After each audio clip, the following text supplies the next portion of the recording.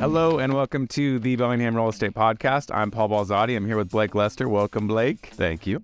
And today we are going to talk about Zillow, and we're going to talk about the market changes for 2023. Specifically, we just went to a talk by Hart Hodges, which is an economist at Western Washington University. So we're going to talk about some takeaways from that. Who speaks in English? Who speaks in English? Yes. Like clear. Yes, very clear. But let's start with you and what's your background in real estate, Blake? Yeah, so officially licensed realtor for just over 2 years now, but I did work at Zillow for just over 5 years. So yeah, I worked with agents from all over the country. So I would say I have kind of a unique background in real estate that way, just from coaching, talking to agents in different markets. And then I was also at Zillow pretty early on. So I think I was like the 75th employee there. So I got to see like the company grow, going from, people, hating Zestimates and getting calls every day from homeowners to like now it's like a trusted like number and source. And there's other valuation models just based on it.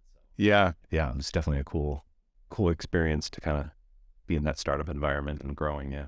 Yeah. Tell everybody. So you said that you were telling me before that the CEO would just go around and pass out ice cream. Like, what was it? Oh yeah. And we're just having crazy sales days all the time. There's, Yeah.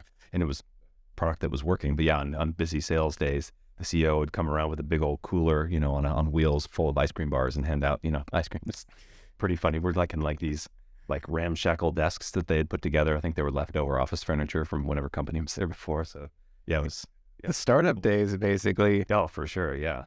And at that time, was the model pretty much the same, where you were basically selling advertisements for brokers to advertise on Zillow, essentially, right? Yeah, exactly. Yeah. Consumers are looking at their house, whatever, looking at their Zestimate, and they have questions. So basically, we're just giving them a trusted source to call, Right. not us. We're in Seattle, Right. We know what's happening in Tennessee. Yeah. They call an agent.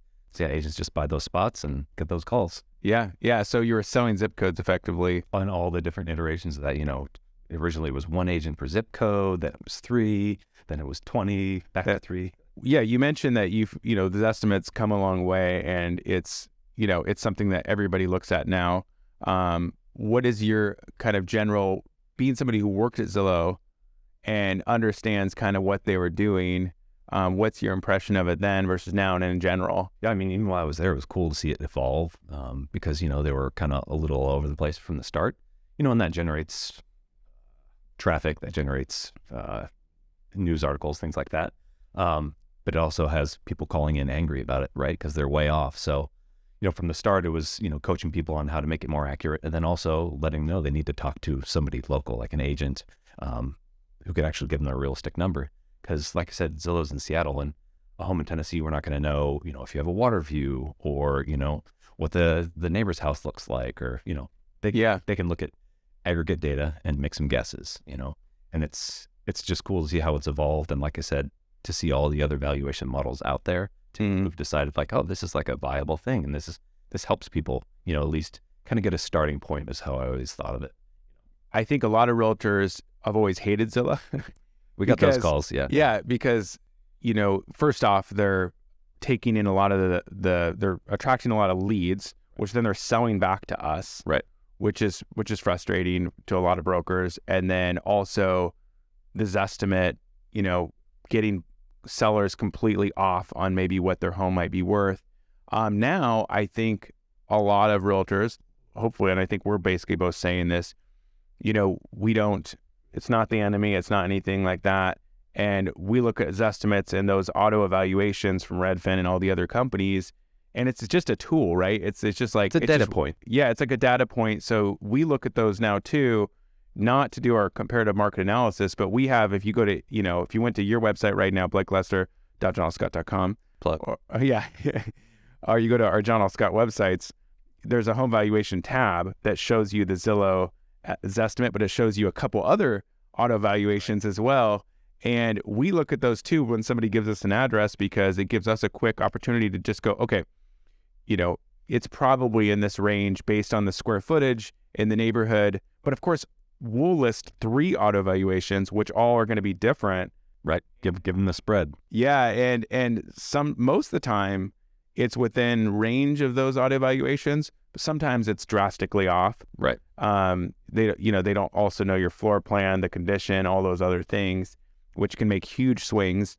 But it is a data point that can be helpful in some degree. Yeah, 100%. And yeah, if maybe they hadn't even updated things with the county or whatever. So like, tax data isn't correct and something's reflecting poorly. Like, it'd be helpful to find that stuff out. So right. So one other thing I want to touch on is, before we start getting into the Hart Hodges conversation and the market in 2023, what brought you back? I know you worked for Zillow.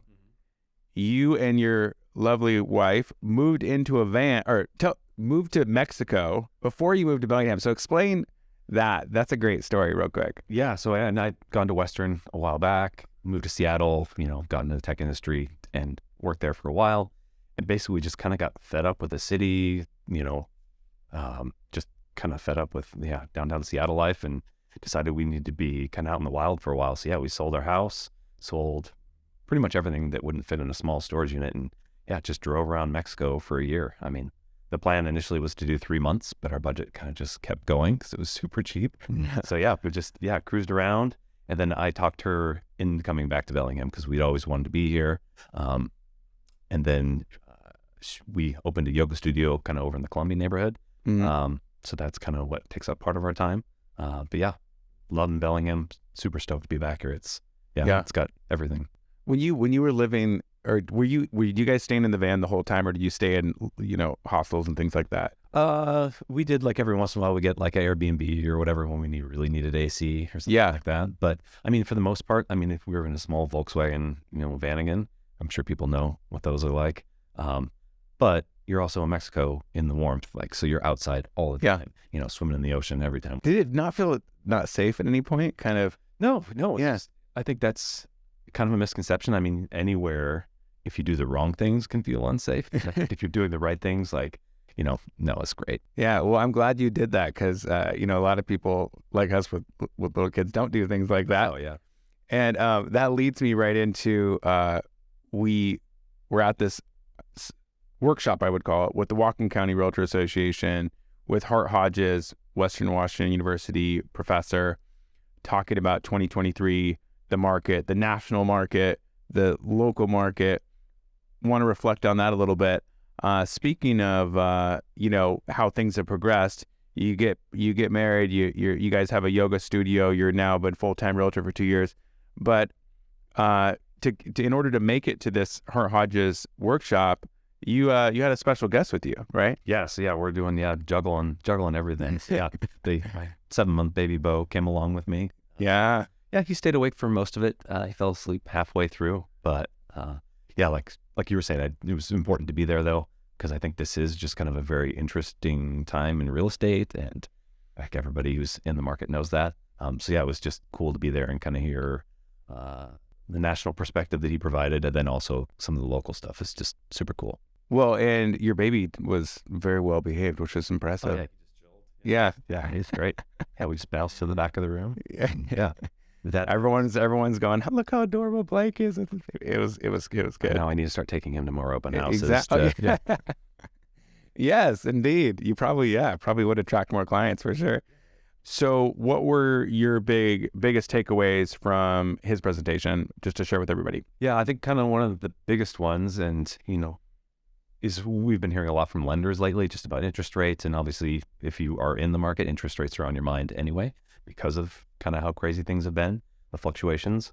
So it's just interesting for him to hear him say, that he expects them to stabilize, even though, the Fed is probably going to increase rates, a couple more times, I think is what he said. Mm-hmm. But to hear him say that they're going to stabilize through the year as opposed to, increasing, decreasing, or I think a lot of lenders, who are hungry right now, are kind of, they're very hopeful about what's going to happen, mm-hmm. maybe a little more optimistic on seeing them decrease. Mm-hmm. It was just kind of interesting to get that contrast and see some of the data behind it, as opposed to just anecdotal stuff. Yeah. In speaking further on that, so we had a lender in to our office meeting the week before, and they were very bullish on interest rates going down in the spring, right, by as much as 1%. So they're at this exact moment that we're recording this, they are in the low 6s, and but you can get them in the high 5s, and they were very optimistic that the rates would be in the 5s, by the spring. And yeah, to your point, Hart Hodges was essentially saying he didn't see big drops or increases for that matter, which is good. Right. Maybe just a slow decrease or slightly up or in the same general range, just going up and down, which was interesting for sure. Yeah, and I think this is something we've talked about before too, is kind of the upside for me, at least on that, is the reassurance that it's stabilizing. It's not going to be the fluctuations. And I think if you're in the market, like, stability is important, right? You can have a little bit of predictability, which is nice. Yeah. You don't feel like you need to wait or jump in right away. It's like, do what's right for you. And, the rates should be pretty consistent. The one thing that they did mention, the lender the other day, I forget his name. But Josh Henry. Josh. Yeah, that's right. Yeah. Is all the programs that lenders are offering these days is pretty cool. So like, if rates do go down, for example, a lot of our lenders are offering, like a no cost refinance or something like that. So they are motivated. So if you are in the market, it's worth, pushing them a little bit, see what they have to offer. Yeah, absolutely. And that was Josh Henry Movement Mortgage, and them and many lenders are doing programs like that right now, where they're saying, buy now and we'll give you a no fee refinance later. And kind of, I think that motivation from lenders bodes well for buyers. Absolutely. For sure. And touching on now where the market is now, just snapshot of that. This will be the last thing to kind of touch on in relation to the Hart Hodges talk, where the market's been shifting. So we saw, just to kind of circle back, last spring, we saw less than a month supply of inventory, multiple offer everything, and then the market slowed down the second half of the year, and there was a shift, and then now rates were going up from 3% up to as high as 7%. Then rates have been going back down a little bit the last 2 months. Then in just the last couple weeks, sales have been picking up, which is kind of seasonal. Yeah, seasonal, exactly. We're moving into spring. Yeah. And then kind of we talked about this earlier too, but kind of the other component to this market is the rentals, right? Yeah.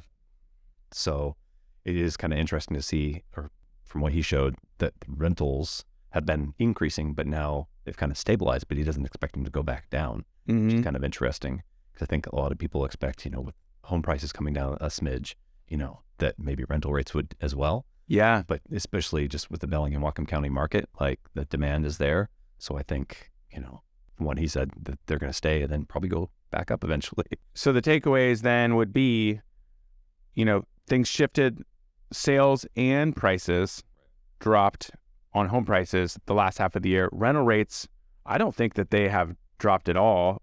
And that's what was surprising to hear him say, that they're kind of flatlining, but he did not expect that rental rates would go down, to your point, which is really interesting. And so going into the spring, when things always pick up, seasonally, we know the sales are going to pick up. It does appear that there'll be less sales this year than last year, like less activity. But as far as home values and rental rates for our local market, if rents are about this, or if rates are about the same, which he's predicting, or slightly down, which is the lenders are predicting, best case scenario, and then rental rates are about the same, it's kind of like, essentially, we have kind of leveled off then from the shift from the last few months, and kind of we're on solid footing going into the rest of the year. I think that would be probably the biggest takeaway, right? Is that, we're not going down anymore. We're also probably not going to see a big jump this year.